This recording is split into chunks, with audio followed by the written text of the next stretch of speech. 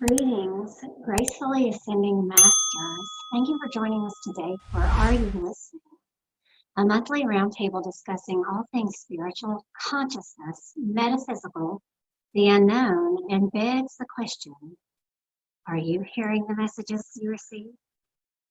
I'm Beth SoulFire, and with me today is Susan Walter and Amber Celestial Angel. So before we get started, some introductions so that you know I'm talking to you a little bit better. Susan, go ahead and take it away. I'm an intuitive visionary artist. After near-death experiences as a small child, I was given the ability to see into the angelic realms, allowing me to see the angels in their pure light form. I use this ability to draw your angel portrait and to relay messages and any insights that they may have for you. I'm also the artist and author of the Solfeggio Mandala activation guides and meditation decks. And those are assisting us to realign with our original blueprint. And I'm also creating healing art with a conscious heart from visions during meditation. And this is just my way of connecting with the divine to assist humanity to do the same and recognize the divine within ourselves and each other. And thank you. And Amber? Hi, I am Amber Celestial Angel. I'm a certified angel intuitive practitioner, medium, angelic life coach, divine mother archetype, and animal communication guide. I work with the divine angels and archangels in all of my practices, and I'm a regular conduit for Mother Mary, the Divine Mother. And I've always been a medium, but couldn't really share much with people growing up. And it was during my near-death experience in 2018, I was told to come out and share this all with the world and share what I grew to know during that. And many things were revealed during that time.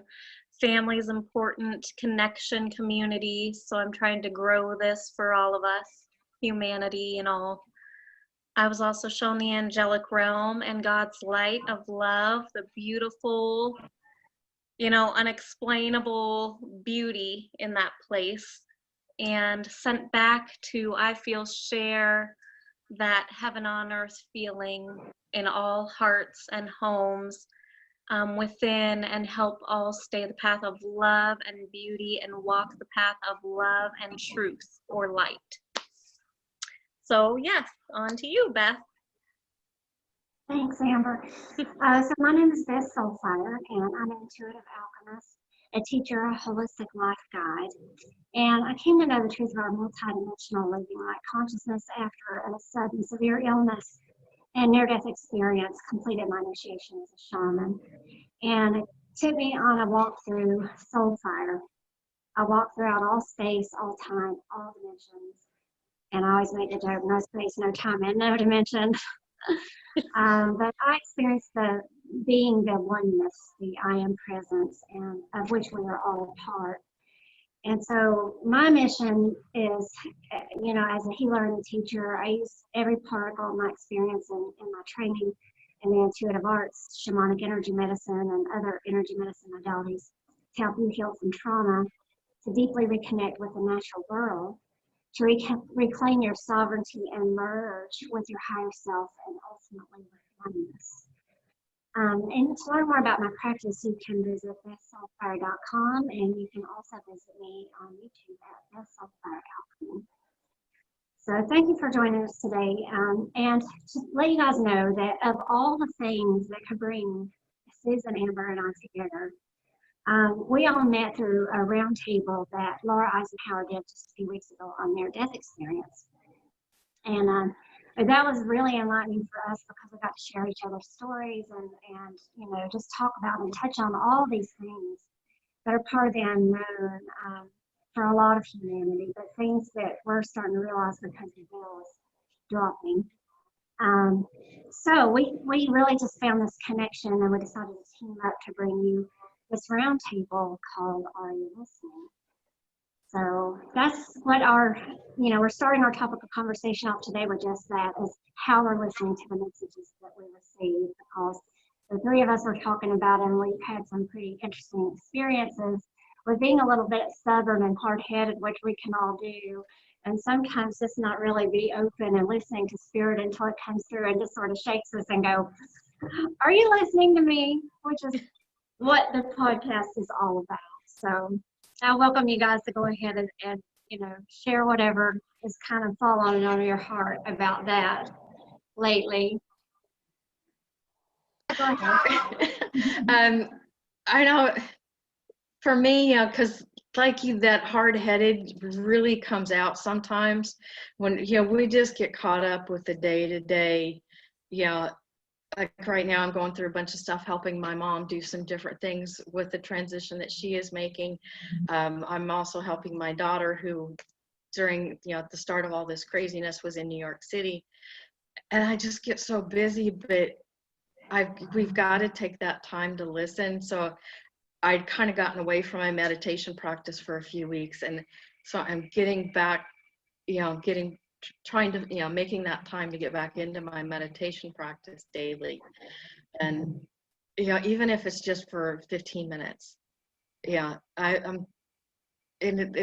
it's so calming and soothing and makes it so much easier to get through the rest of my day anyway. But to take a few minutes during that to simply ask, what messages do you have for me? What, what is it I need to know during this time can be so much help. So comforting. Right, we don't know until we ask, do we? Exactly. What about you, Amber? Yes.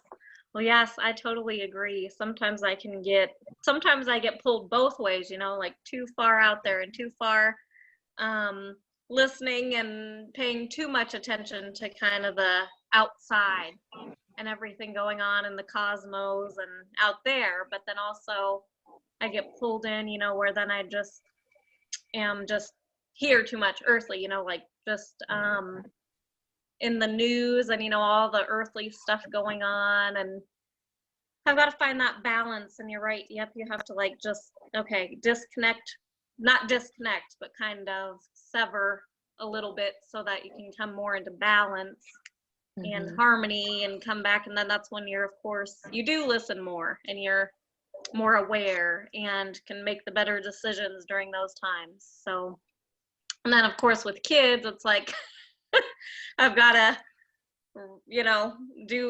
be the mom, of course, and I'm always the mom, but I've got to pay attention there. And sometimes if I get sucked in one way or the other, it's just balancing, getting my time so I don't go crazy, but then also, of course, spending time with them, because that's what we're here for.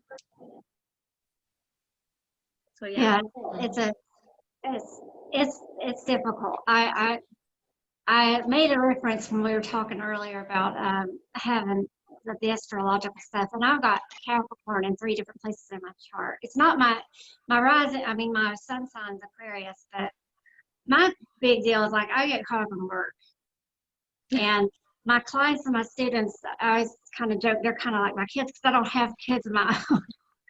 But I've been dealing, like Susan, I've been dealing with a lot of such as family stuff, right? Because my parents, a 50-year marriage, they split up, and my brother got placed in a nursing home, and he's had cerebral palsy his whole life. And then, we've got all this craziness going on with, everything on the world stage, and us just as humanity as a whole, as civilization. And because that we all have this, kind of like a mission and a goal to help humanity through this time, as well as ourselves and our loved ones. Man, it's so easy just to get caught up in and like you guys were talking about, get disconnected from the spiritual stuff, right? Even though that's kind of like what our life is about. We still we've got something, I've got something in every little corner taking my attention and distracting me. And yeah, so it's super important for us to remember to get back into that stillness. And one of the ways that I do that is the connection of my own heart, and the connection to Mother Earth, and the connection to cosmos, great mystery, whatever you want to call it, the 4 directions. Kind of, that's sort of a bit my faith tradition, I guess I could call it these days. But But yeah, so I had some stuff that came up this past week that actually it's been brewing for a while. So unless you guys had anything else, I was just sort of kind of dive into that and then let you guys kind of talk about what's been up for you. Go for it. So yeah, I've been working on a couple of different projects that I want to put out, and they're free, right? And they're really good ideas. But the problem is I've been trying to like fit myself into a container of somebody else's work, and not because I'm trying to copy, it's because they want me to follow what they're doing. So it's like a business coach, right? They're like, use this formula. This formula works. And I swear to you, I've been trying to get on top of this project and do something with it every day for the last, I don't know, I think I probably started thinking that maybe this would be something I did back in February.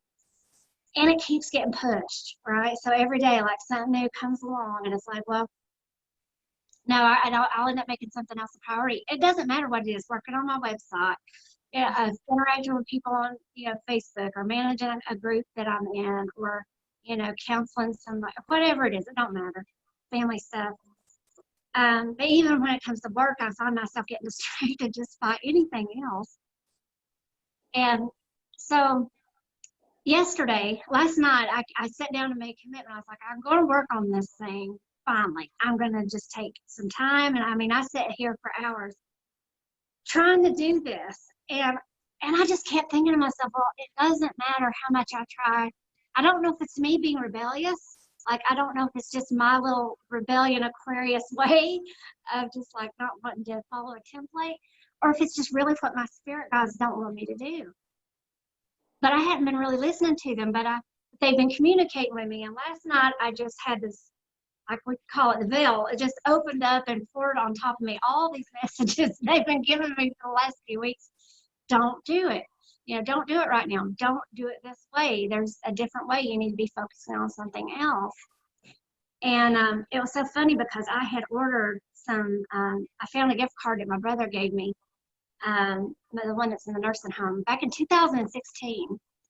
And I was like, oh, I'm going to buy some goodies because it was a Barnes & Noble gift card, and we're all into, tarot and oracle. We like to pull them. And so I got the Starseed Oracle was one of them. Sorry, I don't know if Ooh. Yeah. And pretty. Yes. And then I know that you'll love this. You guys love this. This is Angels and Ancestors Oracle. Ooh. I've seen that. I've seen that deck. And then there's another one that's not with me right here. But anyway, when I was just going through them, and you guys probably do the same thing I do. I'll shuffle through the cards, and I'll be sitting there, and I'll ask a question about something, and I might pick a card. And for some reason, I drew a card out of this deck, and I pulled the card and I read it, and it answered my question at the moment. And I was like, yeah, okay, that's cool. So I stuck it literally in the book, set it aside. Couldn't find it. I found my deck has been sitting here, but I can't find the book for it, right? And I was like looking everywhere for the book. Last couple of weeks, I couldn't find it anywhere. Spirit has done this to me, you guys, before. It will hide stuff from me. It will hide stuff. Spirit's like, I'm going to just put this away for you so that you can't be anywhere near to find it. And you're going to have to learn your lesson, or whatever the case may be. Divine timing. Divine timing, that's right. So last night, I'm actually listening to a friend of mine who follows one of these same templates, and she was doing one of her videos, and I was listening to her video. And one of the things that she was saying in the video was, and it just so happened that I caught it just when she was saying this message. If you find yourself trying to do the same thing, and it gets put off another day, and it keeps getting pushed back on your to-do list, and you're not finding yourself doing it, Spirit is talking to you. Your team is trying to reach out and say, maybe don't do it this way. Maybe it's not time.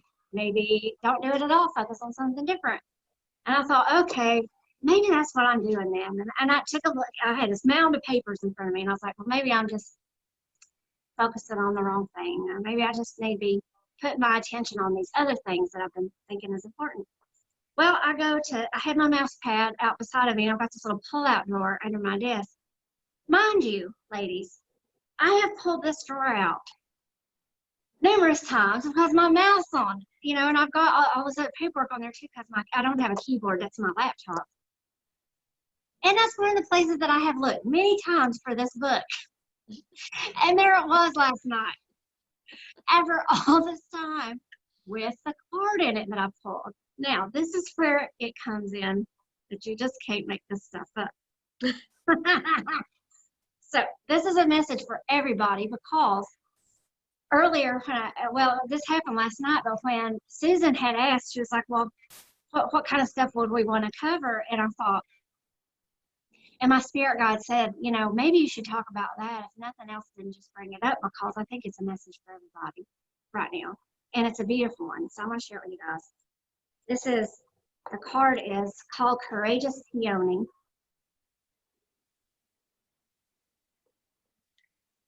Isn't that beautiful? Yeah. It is.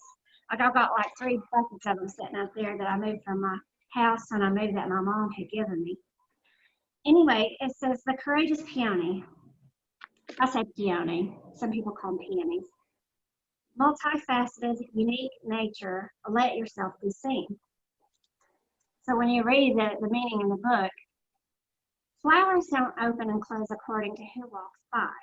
They embrace all of what they are and they show it to the world around them. The peony doesn't try to compete with the cherry blossom, and the cherry blossom doesn't try to compete with the tulip. They own what they are and they trust the timing of their true nature. You're being called to do the same. It's time to open yourself up to being seen, time to share your incredible, multifaceted true nature with the world around you, to uncover and reveal your soul's greatest gifts without wavering, to your own uniqueness without apology. There's a flower on this planet that holds the same qualities that your soul is readying itself to express. Let it inform you. You may have been taught that it's safer to keep your light hidden and your voice small, to hide behind the bushes instead of growing tall. The courageous peony is here to remind you that it's safe to embody all of who you truly are. It's safe to share your voice and let yourself be seen. At first, it might feel uncomfortable, and you may be afraid of what others think. But with each passing day, it does become easier. Little by little, you realize that it draws in those who are meant for you and experiences that you've been longing for to arrive at your feet. So the Starseed Soul Inquiry is, how are you being called to allow yourself to be more visible and seen to the world? And I believe that that is for us because here we are today doing Are You Listening podcast. And I feel like it's really a good point for the world right now because people are faced with so many fears and they don't want to stand up for what they believe in or, you know, give a voice to whatever they feel like is justifiable or whatever, you know, fill in the blank. It can be in your own life, speaking up your own truth. And I just love that. So I wanted to share that with you guys because that was, you know, just one of those things. It's like, it wasn't just that. There were several other things that happened with this whole thing that Spirit was just like, you're not listening to me. Let me see how else I can get your attention. Oh, goodness. Well, I was guided to draw a card also, and so I guess this fits, right? Oh, that's beautiful. It says, I don't know if you can read it. So, embrace adventure in your life. Jesus said, for the kingdom of heaven belongs to those who are like these children. So embracing who you are and having that adventure and still being like the child, you know, being who we really are, because that's usually who we are, like a grown child. That's who we need to be, or, you know, to be who we truly are. That's where our gifts come from and lie. But then, of course, we're taught to be an adult. You can't, you know, you need to grow up. That's not realistic, and which there is reality, but, you know, we have to, I agree, embrace who we are. And I really was ashamed for the longest time. It's funny because I did a post like this today, I was ashamed who I was for the longest time, you know, like I mean, from a child, because I've always had gifts, you know, could talk to the other side, could hear.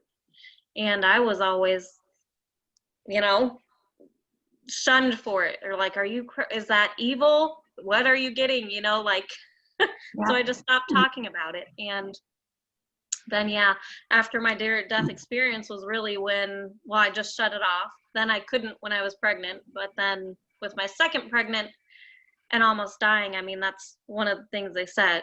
You need to come out and share this with the world. I almost, like, I don't want to sound like, because spirit and God and all that, they never do anything, you know, out of hurt or vengeance or, you know, like revenge or like, oh, you better do this, because then, but I joke about and just say like, well, see, they had to kind of almost kill me for me to, you know, learn my lesson and come back and say, you need to do your job. You have a mission and a job. So you need to fulfill it.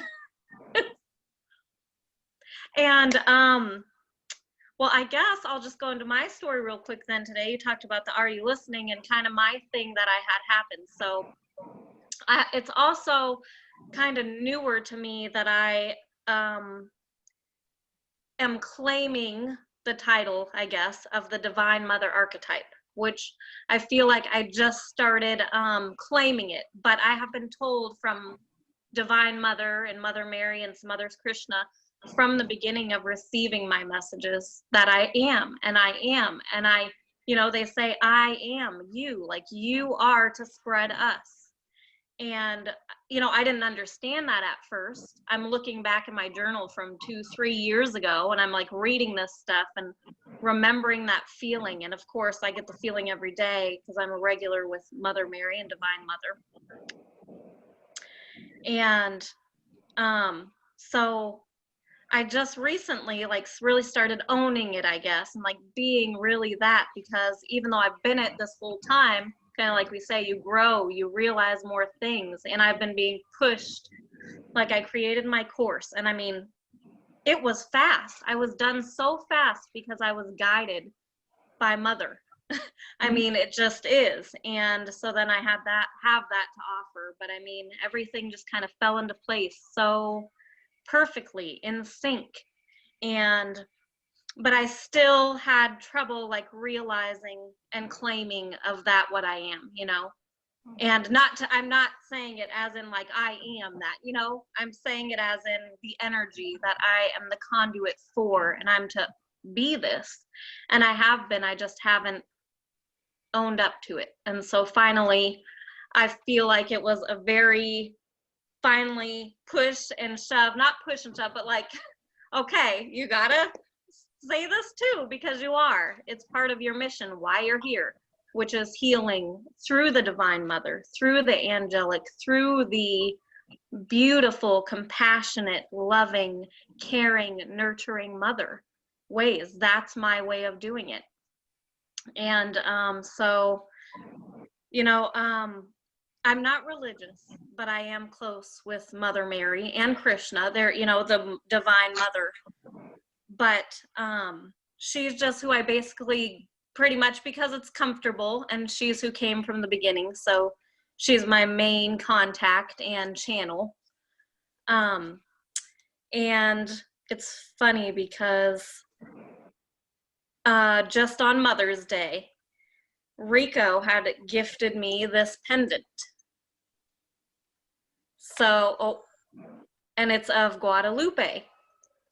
And I was like, wow, I mean, I cried. It was the best present. You know, I'm like, that's so awesome, because, you know, he's been seeing, he knows this whole, I mean, of course, as you grow, he's growing too and seeing all this. And then come to find out about the story about this pendant is that his mom's mom took it to, I don't know if you guys have heard of Mother Cabrini Shrine. It's in Golden, Colorado. And there were miracles happening there during a short period of time. Like people were seeing, like just create, you know, this pendant was silver and turned gold during that visit. And so I had just found all this out on Mother's Day, and people said they saw Mother Mary, you know, in the clouds and rainbows and angels during this like time that all these miracles were happening there. So then like he gifted that to me, and I feel like that was my point of finally listening and finally like owning. And I have embraced it, but I haven't owned it, you know what I mean? And finally come out to say it's real. Like we are who we are, and they're pushing you, pushing me, pushing you, pushing us, like come on, it's okay, just get it out there and embrace it, own it, and teach it, and be okay that that's who you are, and share it with the world, because that's what we're meant to do. If all were walking their paths and in their mission, none of this would sound crazy, you know? That's right. It'd be normal. It should be normal. It's supposed to be. But so that's my little story of coming into, and then of course they want us to feel, you know, like the child, but you know, be the nurturer, but be the child, and embrace all that we can during this life. Have fun. Absolutely. I don't have any decks with me because of those of you who know me from the background. I'm not at home right now. I'm at my mother's.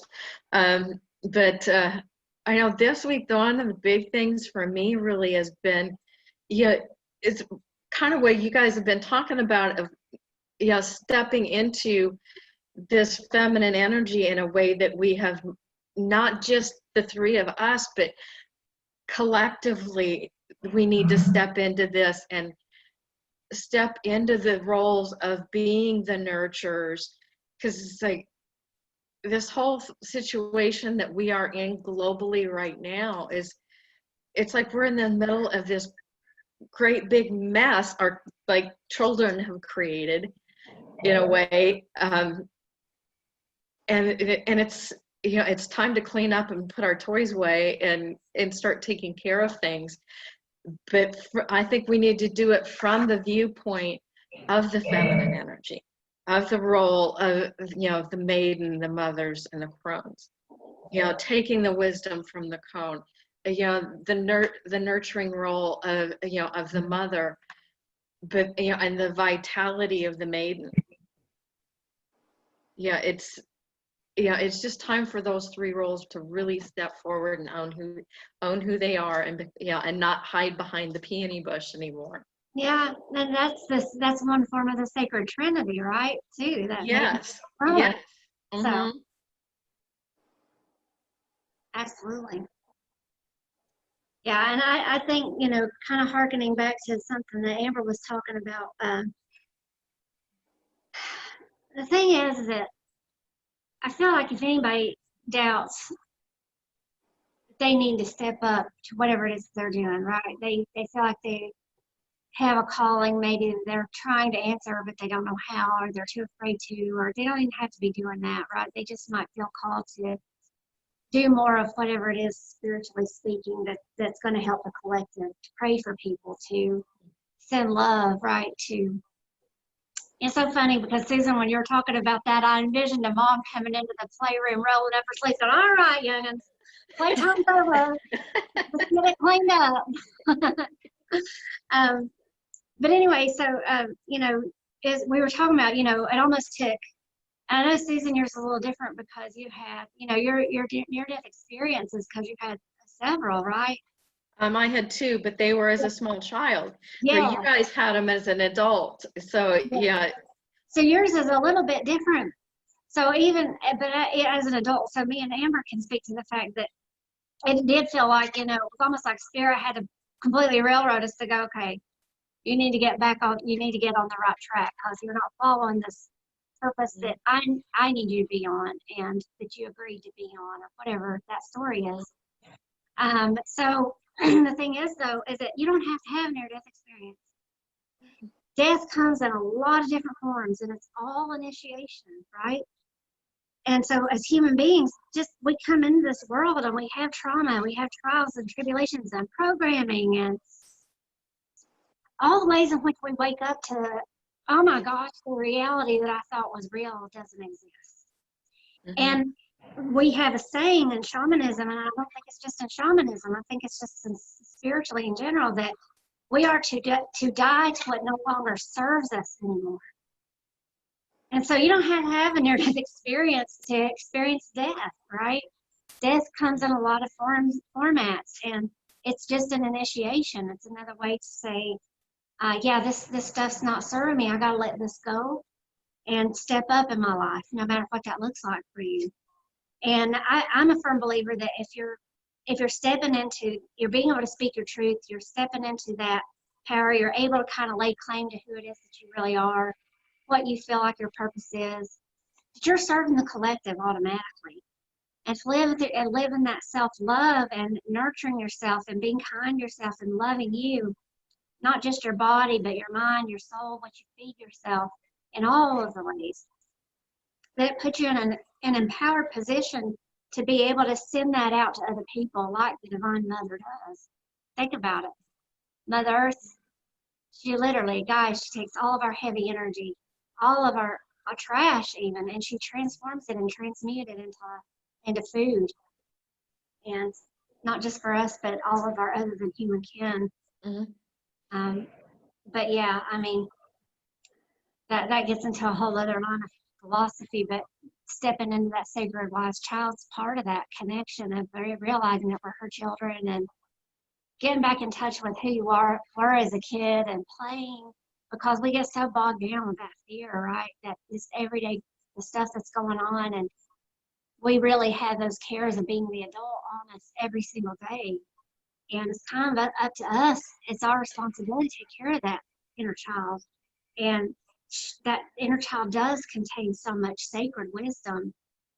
And I kind of equate the sacred child in many ways with the maiden energy, you know, because the maiden energy can even be more useful, as in there's even that child elements and with that innocence and that playfulness of knowing that we came into this world pure, and that we can, you know, we don't have to be outside, but we can put on happy music and dance and play and sing, or take a shower or take a bath or do whatever we need to do to connect with those resources, so that we're not so anchored down in those lower energy feelings, you know, lack, limitation, and scarcity.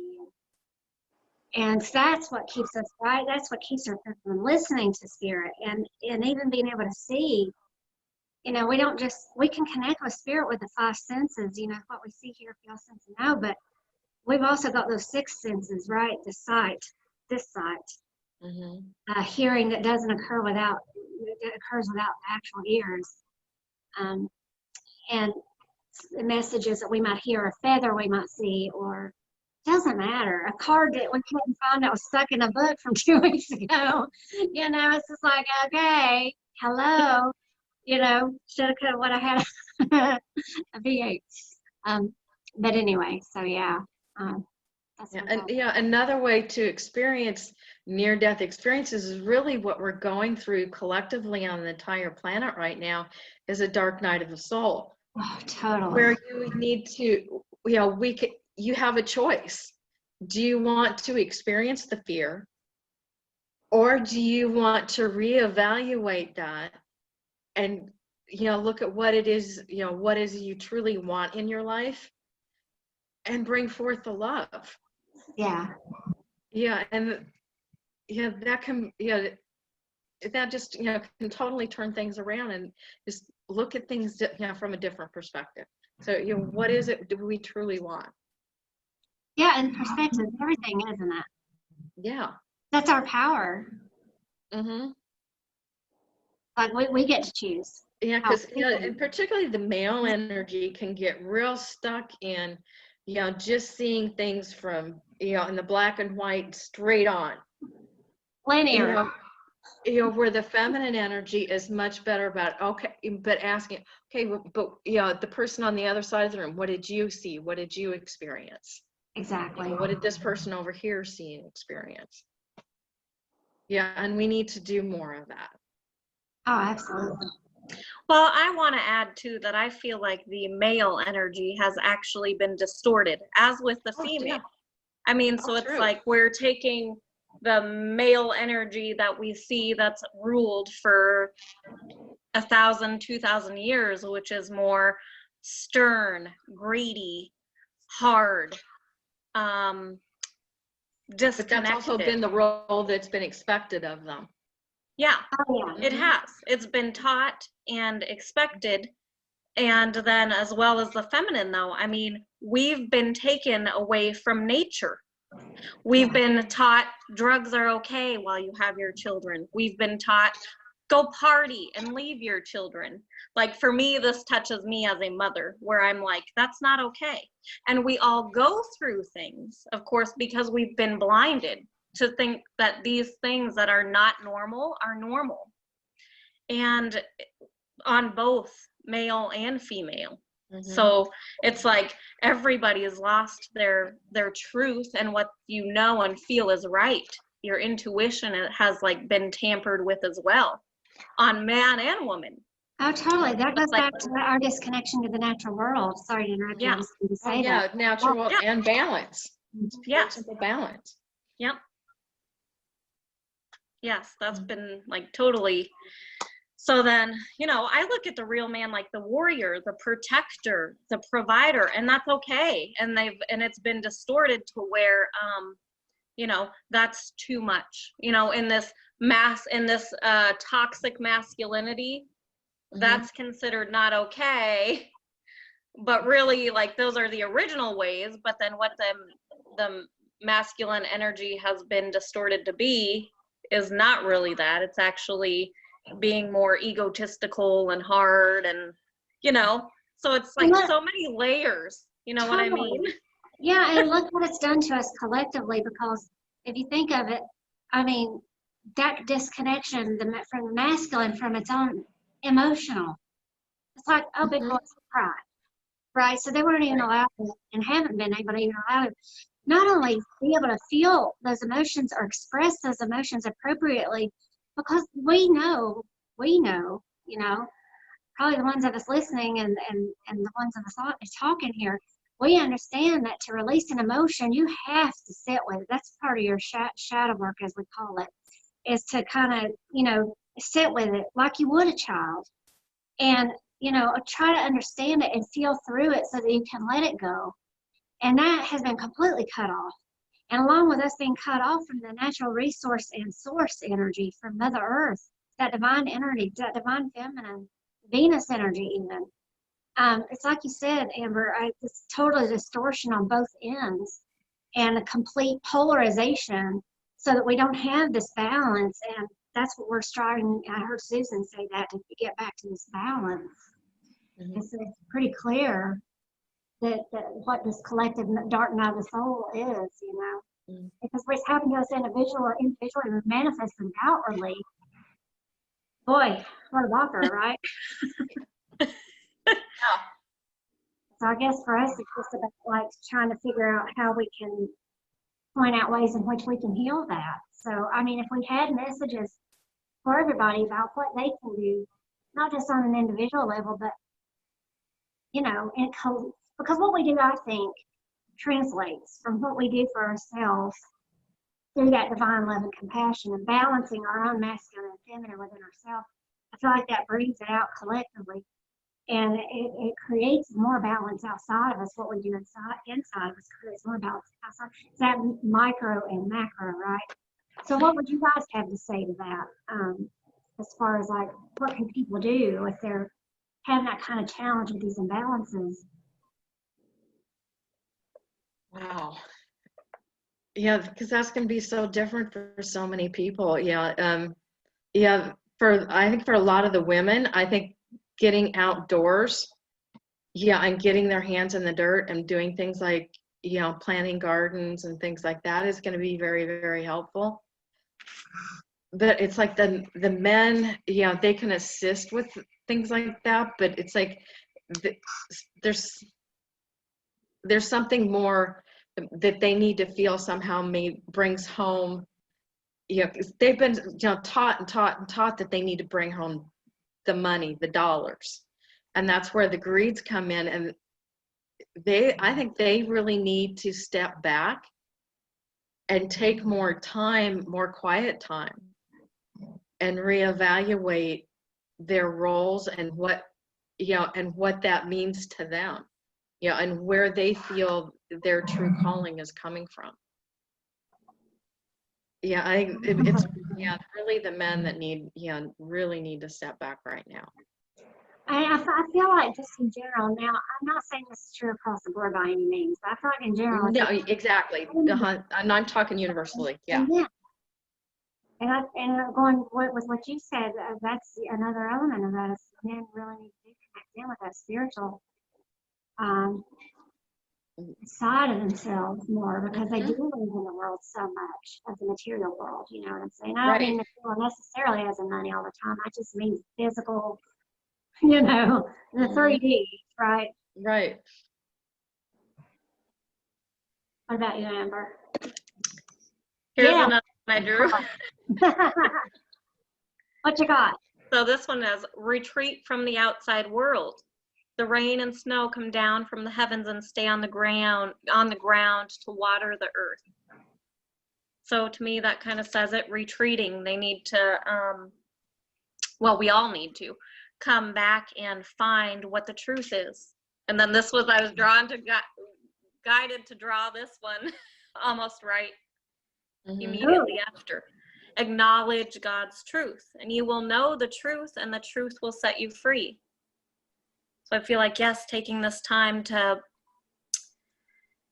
go within, retreat, and you'll find the truth, and the truth will set all free. Now, in the male and female, I feel like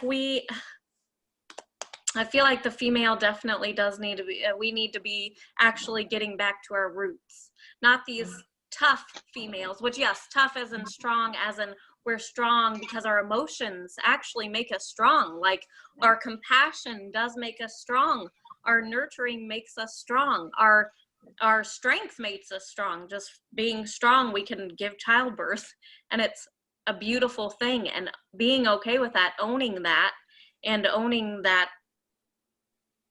like, that's a good thing. And I feel like creativity really needs to be coming out more. Women finding their creative side again. Like, what do you enjoy? Do you enjoy cooking? If you want to, fine, do it. It doesn't have to be a sexist. Garden if you want to. Get into the earth, ground, garden. Do music. Like, there's just so many different things that I feel like those are more feminine things, our creative energy, our art, our artistic things coming out. And for men, I think they need to kind of more figure it out, because they've just been, I feel like, and I don't want it to go this way, I don't want women to take over. But we do need to come in and clean. You're right. Mm-hmm.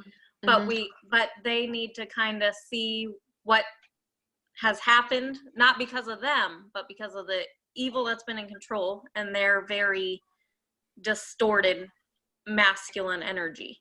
Like, I mean, I think I love to go back to like the natives, like the native Celts, the Native Americans. Like, that to me is, well, not all of them, but the peaceful ones who knew the ways of the land. Like, that to me is the beauty of the male and female and masculine and feminine coming together. Those were that was the time of like what we're really supposed to be.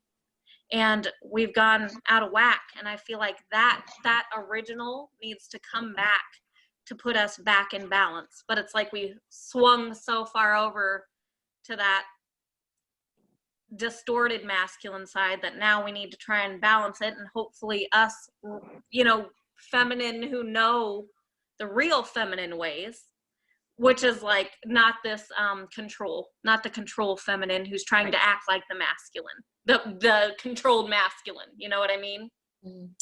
But for us to hopefully, lead us back into that, because we can understand more of what's happened, and we're not trying to control or take control. To me, I don't want to see that happen. I don't know if it will, but for me, I just want balance. I want the true man and true woman. We complete each other. And I mean, on earth, that's how we are, and that's how we live, and that's what's the beauty of it while we're here. We need to get back to the true partnership. Yes. Mm-hmm. Yes.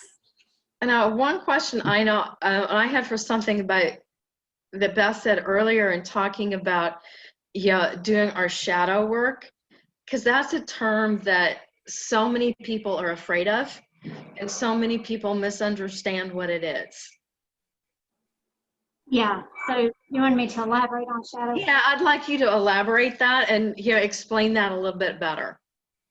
So when we're doing, I kind of hesitate to use shadow work because of that, because people do tend to be afraid. And you got to forgive me because I speak in metaphors a whole lot, and I don't mean to, bless me. But one of the things that I always say is, well, what happens when you take a shadow and lock it up into a dark closet, and you do it over and over again because you're afraid of it? You think it's something to be afraid of. You keep throwing it in the closet and throwing it in the closet, one right after another. Eventually, the closet overfills, and when you open it, it all falls on top of you. You can't deal with it, which is, again, the dark night of the soul, right? Mm-hmm. And so the trick is to become consciously aware of everything that already exists inside of us. And just because some people term it shadow work doesn't mean it's bad. You've got the shadow and you've got the light. Light is going to cast the shadow by default. So one of the things that I talk about when doing shadow work, I can't think of the other term people use for it. Parts work is one of them. Is you're actually taking a part into yourself. You're seeing how, let's say, for example, we're going to use an extreme one because I don't know why, that tends to be what I do. Let's say you see or you hear, you see a serial killer. Well, the first thing that comes up inside of you is you got judgment, right? You don't understand how they could possibly go and just take all those lives.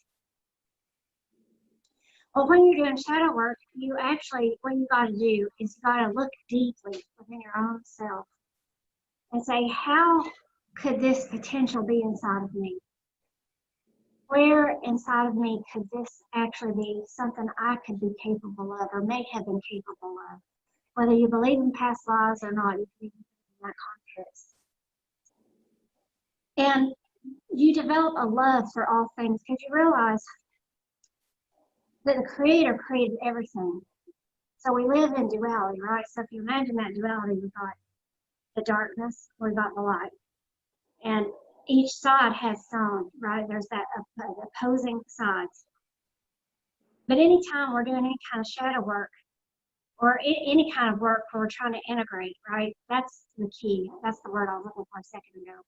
It's more integration work than anything, because you can't look at something and cast it off as not being a part of you. The minute you do that, you're just creating more of that shadow that you're doing that, you're throwing it in the closet, right? And then one day you'll open the closet thinking you could throw one more shadow, something else you're going to disown because it has no part of you, because you have this like a repulsion for it, and then it all comes out on top of you. And that's what oftentimes instigates a crisis within a lot of us. And we got to deal with all those shadows at once, and it gets rough. So the more consciously aware that you can become, that no matter what exists, doesn't matter how vile or anything, or even the good parts, right? It doesn't matter. All of it exists within you. So if I look at somebody and I see something about them that I detest, well, they talk way too much. That's a judgment that I'm casting. That's a shadow that I'm casting upon them. I'm not seeing the ways in which I might be triggered because that actually lies within me. So that's that parts work and integrating and see how that might actually be a part inside of you. And to go, I equate it to snorkeling a lot because that's one of my favorite terms is like, let's put on this snorkeling gear and go down into this dang cave again. I don't know why I bother taking the snorkeling gear off because I feel like it's all I get done, because it's never one and done, right? I think that this shadow work is something that we're on this pathway of doing for the rest of our lives, because we're not perfect. I mean, we are perfect, and that's the whole goal of learning what this work is. But we're on that pathway of trying to discover how perfect things are, even in the quote-unquote imperfections.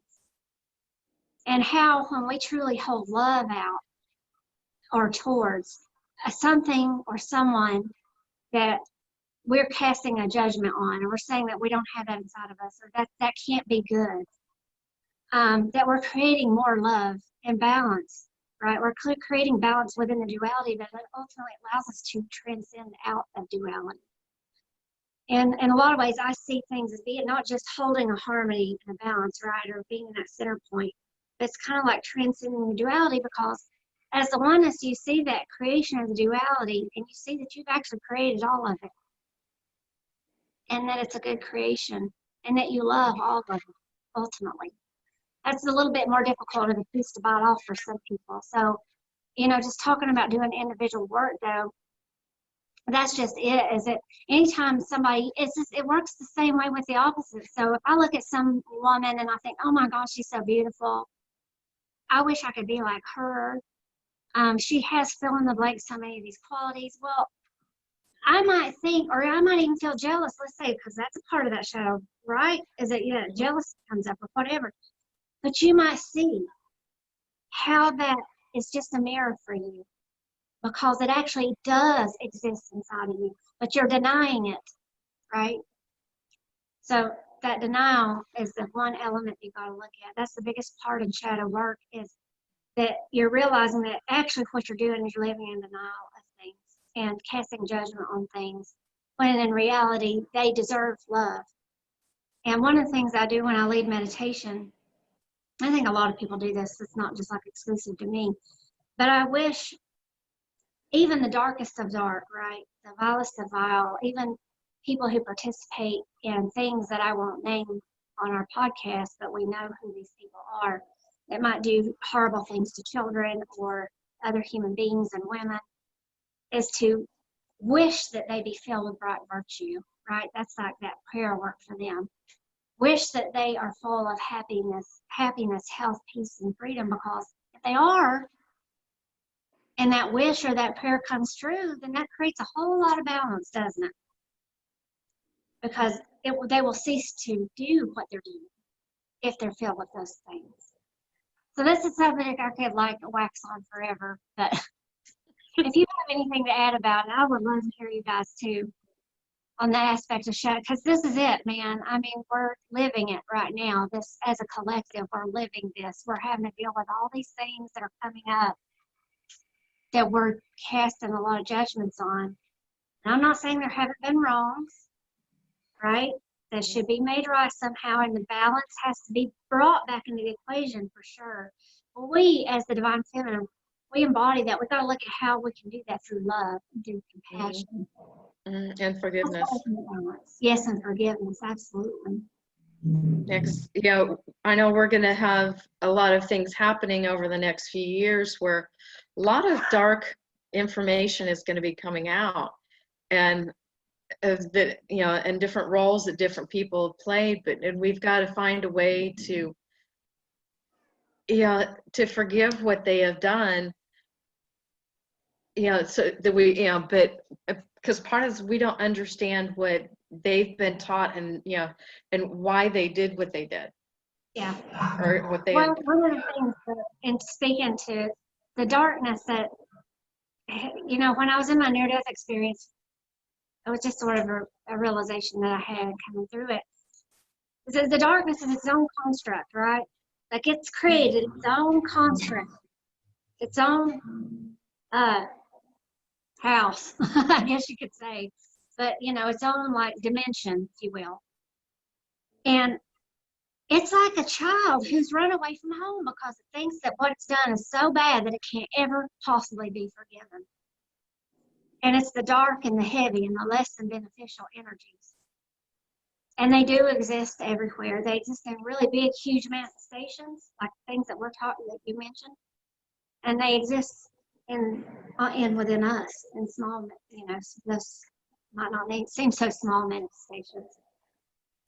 But that's the key, is to realize that it's like a wayward child who's run away from home, thinks of what it can't do, what it has done is too big, to ever be redeemed because it can't come back home, that at-one-ment is impossible. But it is possible. It's just that desire and that commitment has to be there. And how is that ever going to develop if we aren't praying for them or sending them that love and that light? You know, use whatever label you like. A lot of people don't like the term prayer. They might not like, you know, whatever. It doesn't matter what label you use. Just if you're sending that intention to them, I think that it can, but we do have the power to affect that reality and to create change. And it might change their mind and their heart. It might make them decide that they want to be more balanced within themselves and to not do these things anymore and to come home, right? So I don't know. That was just something that popped into my head about that. Because it's one of the ways that I deal with dark energies, or even any energy, like even if there's a ghost, for lack of a better term, that comes around, you know, they don't know. They might not even know that they are being used by a higher power in that realm to kind of do their bidding. But if they come and they enter me in my energy field and they try to trigger me into feeling, seething anger or resentment or grief or despair or fear, it's wise of us to be conscious enough to recognize it as not being part of our original blueprint, maybe even, and to ask it and to talk to it like it's a child and to say, how can I help you? I know that you're feeling scared and I know that you're afraid. I'm a being of light. Would you like to receive healing? Would you like to be free? And I find that 9 times out of 10, when you approach any energy, even a thought in your own mind in that way, it goes away. It kind of ceases and it tames it down. And it also allows you to put it into a different perspective in your mind so that it does become like a child. Even the biggest monsters that I've ever encountered in my life, when approached with that kind of love and compassion, they reduce to something that's about this big. Or one of the roles of the divine feminine. Yeah. What mother cannot forgive a child? And that's part of the energy that we need to bring forth at this time. Oh, totally. And as particularly as more of this information comes out in the coming months and years, that's the role we need to step into. Yeah, there is no separation. Yeah, I agree. Oh, I was just gonna say, I agree with all of what you guys are saying, but I also do want to touch on how I feel about this, and you guys let me know if you agree or what you think of it. But I do also feel like, even as the mother we are, or the feminine, but mother, and it's also our responsibility to teach. And how do sometimes these people know what they're doing could be wrong when when they're not being told, or but that's where then you fix things or help with compassion and love and the nurturing in the mother. But sometimes people continue doing things and making mistakes and continue on and I don't like to use the word bad or good, or it's just so mixed, because nothing's black and white. But there are certain things that should not be accepted. So it's also like those things need to be stood up for and called out for sometimes other people to realize what they are doing. Oh, I am hurting a child. Like, I grew up with it. Like, they're not really even sometimes realizing what they've done because that's how they were treated. Exactly. Yeah, and so it's like we have to address it, not ignore it, but we need to come back and say, okay, well, now that you've acknowledged it and we can help. Like, you're not shunned. It's okay. Yeah. But also acknowledging it all. That's kind of the hardest part I find for like a lot of people, is hiding, not acknowledging that. But even though it's not okay, because it's not okay and we need to call it out, but you are still loved and you can be forgiven, and you need to know that as well. Right. So I just wanted to throw that in there as well. And that's true, very true. that's part of that. That's that conscious awareness. You know, when you say we've got a responsibility to teach people, to me, that's what that is to say, okay, here's what you've got to be consciously aware of. Let's bring this so that it's not in shadow, right? So that it's not something you're hiding or denying or trying to, or you live in la-la land because you don't know any better. How many people, like you said, don't know any better because that's the way they were raised. That was what they were programmed with, right? It's called programming for a reason. And they've been hurt people. We know that.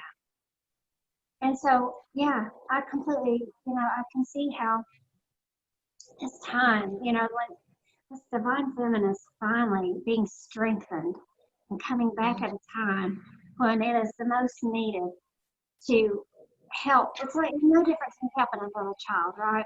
So you say, well, honey, stealing's not good.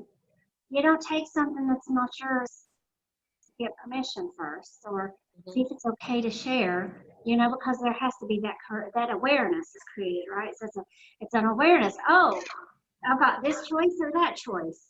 Okay, what feels best to me? What serves love? What serves truth? What serves happiness and freedom and compassion and beauty and grace? Those are the attributes that we want to not only embody but to serve. And those are the things that make us feel good, right? And they don't make us hide, and they don't make us fearful and get stuck in these toxic habits and patterns and loops and maybe even karmic patterns that keep repeating, right? So yeah, I'm totally with you on that. That's that course correction is that, hey, you gotta be consciously aware of what's going on here. So let's show you. That's part of that bringing that unknown that's like lies in that dark cavern. It's like shining that light of conscious awareness on it. I love that saying, light's the best disinfectant. Yep. Well, was there anything else we wanted to talk about this tonight, ladies? Yeah, any final thoughts on any of that, Amber? I don't think so. I think that's it. I think we've covered it for this week. What about you, Susan? Yeah, I feel complete for this evening. Well, we are going to be doing this. This again is Are You Listening? And this is a podcast that we're going to be putting out for the second Friday of every month. So you can look for that on each of our YouTube channels. And again, you'll find that information in the description section. And as well as links to our work. So if you're interested in reaching out to any one of us, we would love to work with you one-on-one. These are issues that are having a hard time dealing with. This is our wheelhouse. So reach out. If you enjoy this content and you want to share it with your loved ones, somebody you feel like would really help them out, that would be great. Be sure to like and subscribe. That way you never miss an episode, no matter which channel you're finding it on. And you'll get future episodes as well. So we thank you and we love you so much. I thank you for tuning in to Are You Listening? And we will see you next time for more messages from the other side. I hope. Namaste.